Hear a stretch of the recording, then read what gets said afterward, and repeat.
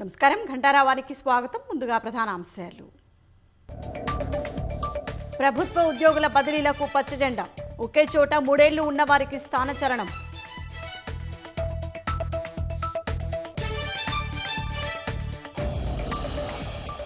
RTC కార్మికుల సమస్యల పరిష్కారానికి కమిటీ. సీనియర్ ఐఏఎస్ అధికారులతో ఏర్పాటు చేసిన సర్కారు.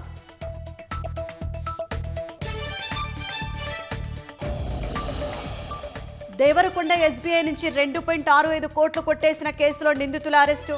వాడుకలో లేని ఖాతాల నుంచి కాజేసిన సిబ్బంది.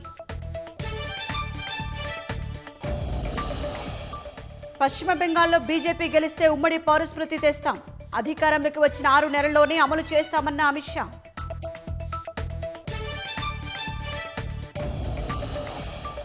అమెరికా స్వాధీనం చేసుకున్న ఇరాన్ నౌకలో రసాయనాలు. యుద్ధంలో టెహరాన్కు చైనా ఆర్థిక సాయం చేస్తోందన్న నిక్కీ హేలీ.